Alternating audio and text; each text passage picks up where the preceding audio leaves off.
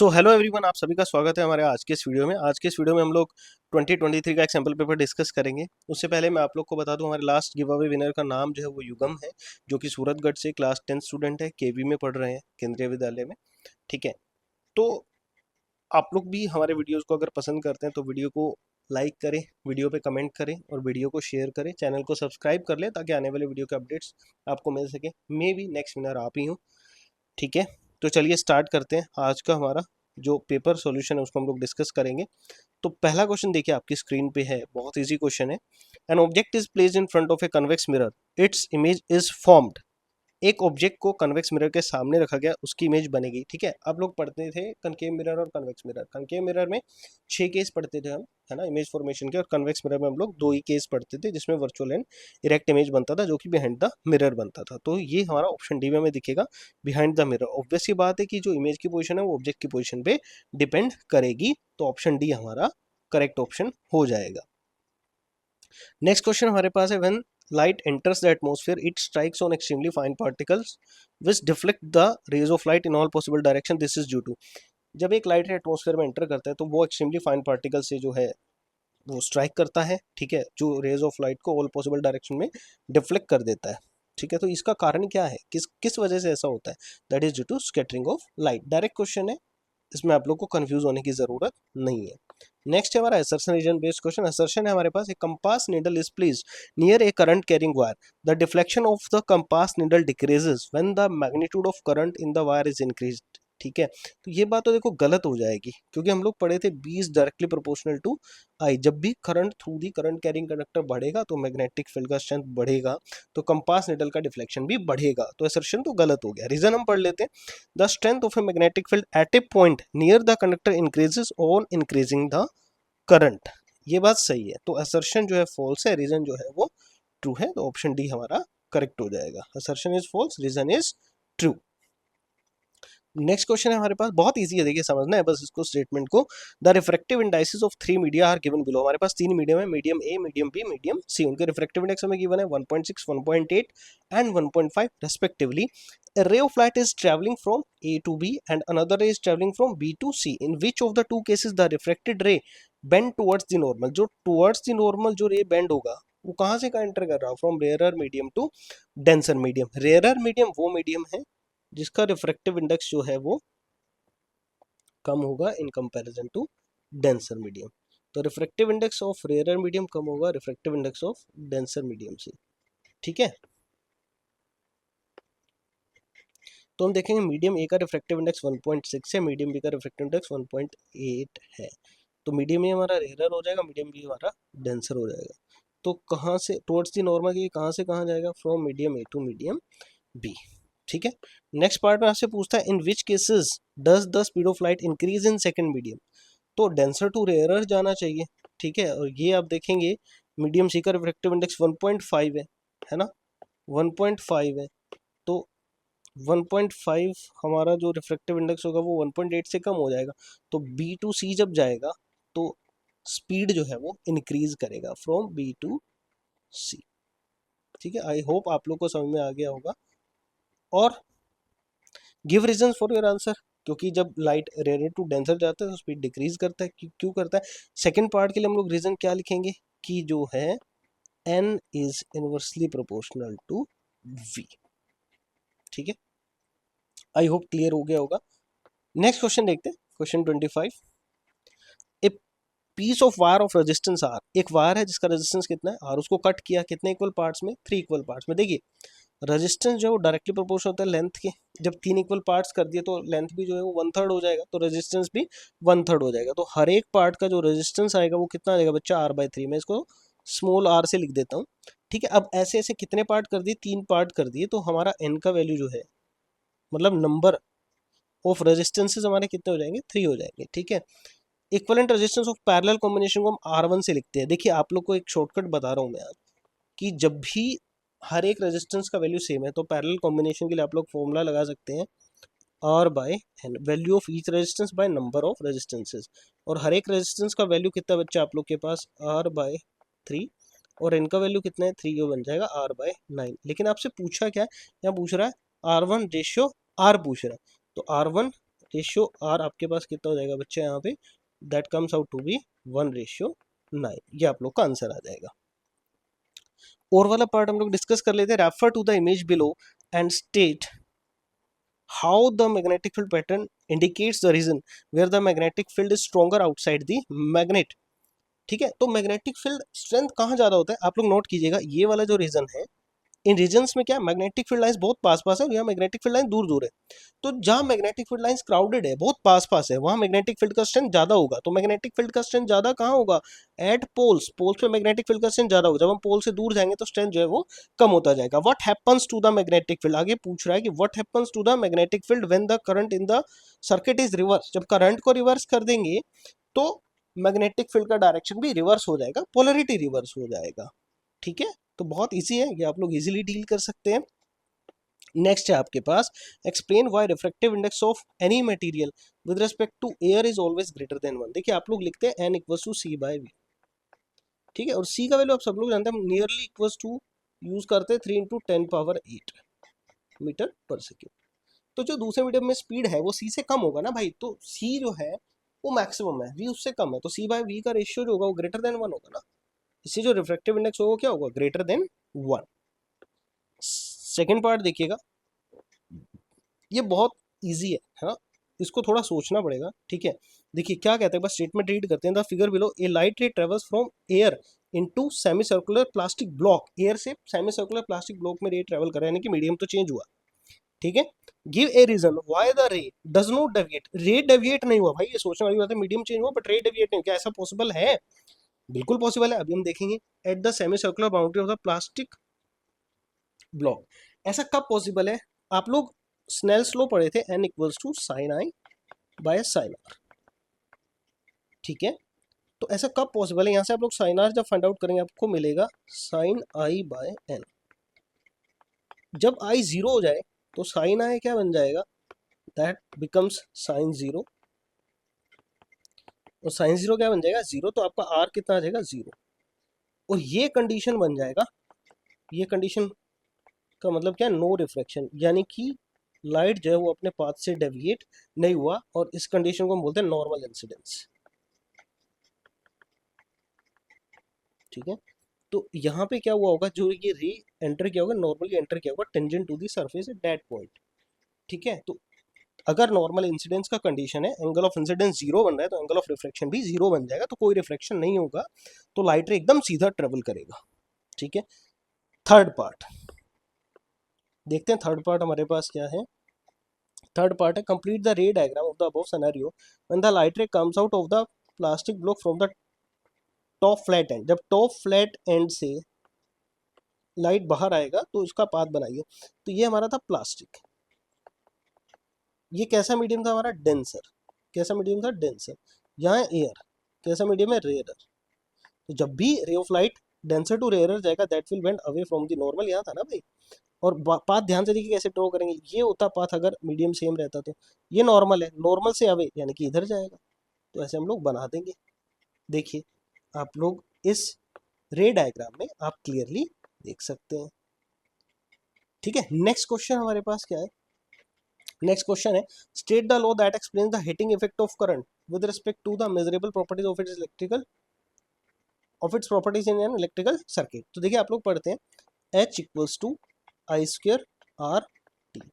Are क्या हमारे पास, आर है resistance offered by the conductor, T the duration for which current flows through that conductor, I is the current flowing through the conductor, ई है ना, I is current flowing through the conductor and H is heat produced, है ना। तो आप लोग लिखेंगे क्या, the heat dissipated across a resistor is directly proportional to the square of the current flowing through that conductor, resistance offered by the conductor, and third vector is duration for which current flows through the conductor। आप लोग formula लिख देंगे H equals to I square R T, और आप लोग को इन symbols के meaning पता होना चाहिए। H क्या बताता है, हीट डिसिपेटेड, I क्या बताता है, करंट, R क्या बताता है, resistance offered by the conductor, T क्या बताता है, ड्यूरेशन और time for which the current flows through the conductor.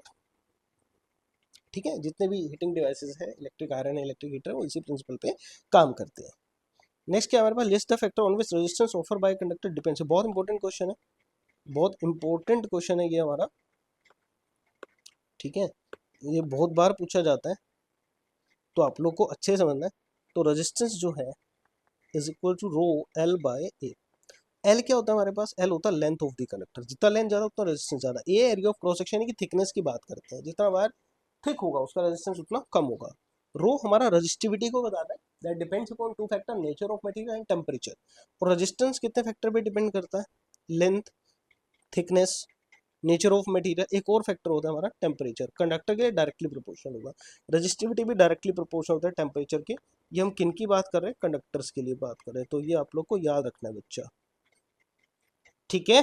Next question पे चलते हैं। नेक्स्ट क्वेश्चन हमारे पास, Ananya responded to the question why do electrical appliances with metallic bodies are connected to the mains through a 3 pin plug से। 3 pin plug basically होता है कि 3 pin होते हैं, इसमें एक लाइव वायर, दूसरा न्यूट्रल वायर, तीसरा अर्थिंग के लिए यूज करते हैं। Whereas an electric bulb can be connected with a 2 pin plug. ठीक है भाई, ठीक है।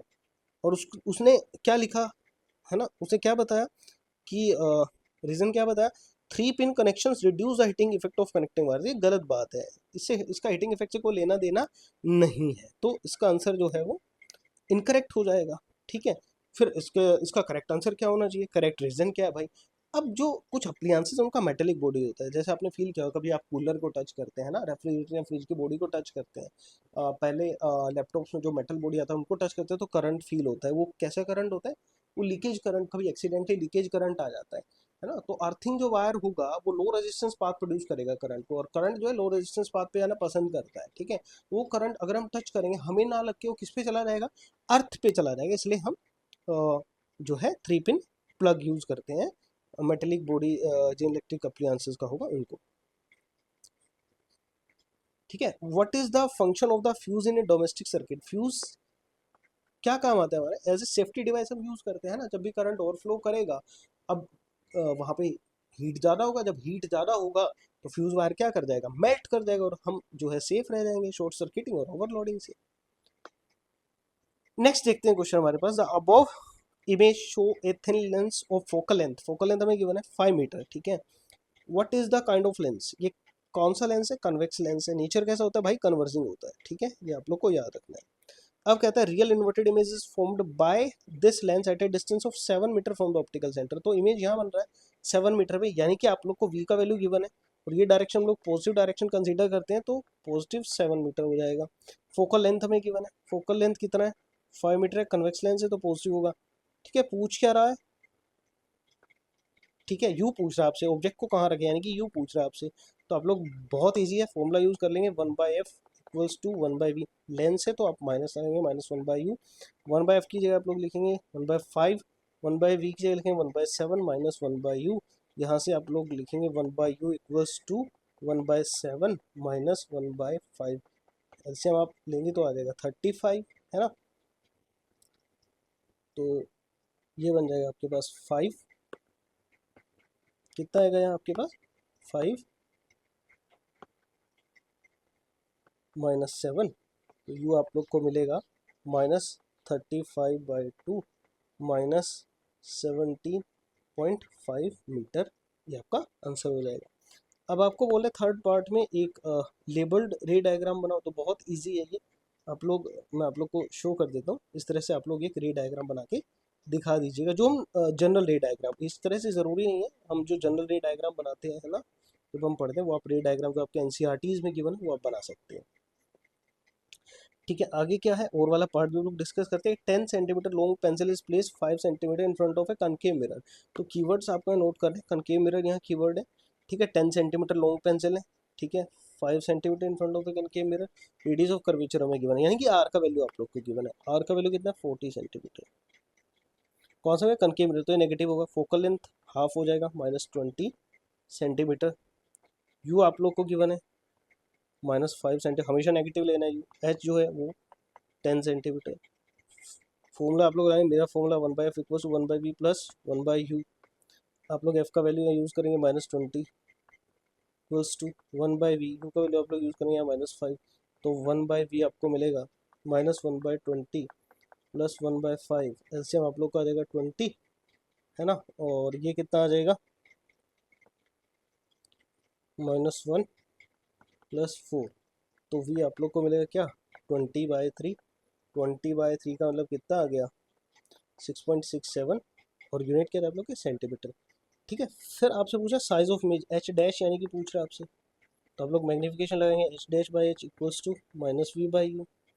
ठीक है, यहाँ से आप लोग एच का वैल्यू जो है यूज़ करेंगे, कितना गिवन था आप लोग का एच का वैल्यू यहाँ 10 सेंटीमीटर। ठीक है, और वी का वैल्यू आप लोग के पास है 20/3, यू का वैल्यू आप लोग के पास था -5, माइनस से माइनस कैंसिल 4 पे जाएगा, तो यहाँ से आप लोग को एच डैश कितना मिलेगा, 10 उधर जाके मल्टीप्लाई हो that comes out to be 40/3 centimetre. ये आप लोग का आंसर आ जाएगा। नेक्स्ट में आप लोग से क्या कहता है, थर्ड पार्ट में देखिए क्या करें, एक बार रीड कर लेते हैं फटाफट से, इसको आंसर कर देंगे। Draw a ray diagram to show the formation of image as mentioned in the part 1।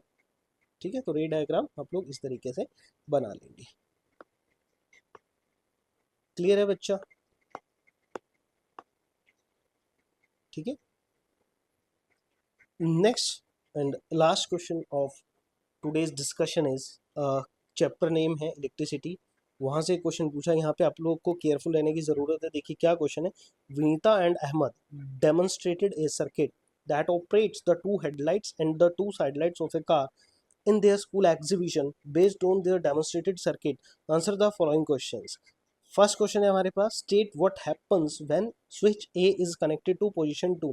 जब इस स्विच ए को हम पोजीशन 2 से कनेक्ट करेंगे, बच्चा करंट आप जानते हैं कहाँ से कहाँ जाएगा, positive terminal to negative terminal, तो यहाँ एंटर करेगा, इन दोनों में करंट जाएगा, इनमें करंट नहीं जाएगा, तो ये ऑन हो जाएंगे और ये ऑफ हो जाएंगे। यानी कि 12 ओम लैंप जो है वो, या हाँ हेडलाइट लैंप जो है वो ऑन हो जाएंगे और 4 ओम जो है वो ऑफ हो जाएंगे।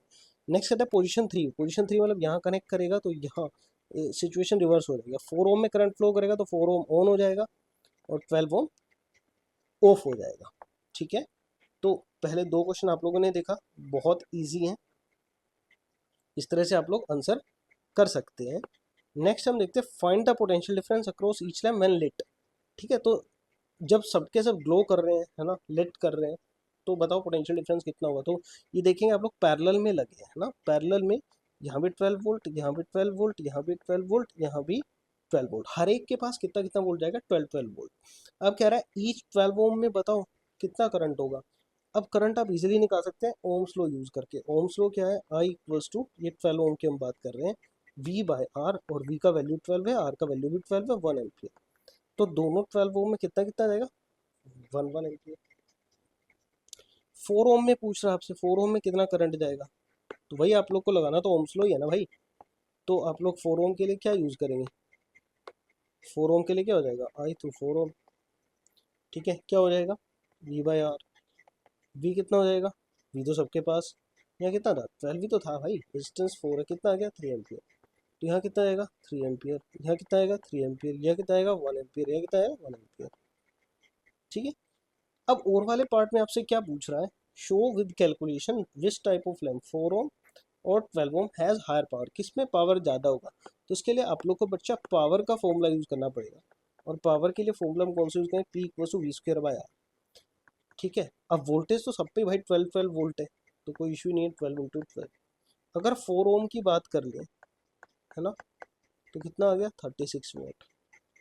वहीं अगर हम 12 ओम की बात करें, 12 इंटू 12 बाई 12, तो कितना आ जाएगा 12 वोल्ट।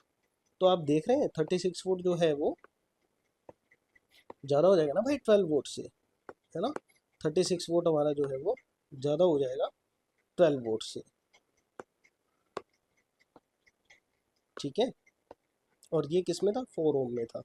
तो 4 ओम में 4 ओम का जो पावर होगा वो 12 ओम से क्या हो जाएगा, ज़्यादा। ठीक है, तो आज के वीडियो में बस इतना ही बेटा, मिलते हैं हम नेक्स्ट वीडियो में। तब तक के लिए आप लोग वीडियो को लाइक करें, वीडियोस पे कमेंट करें, वीडियो को शेयर करें और चैनल को सब्सक्राइब कर लें।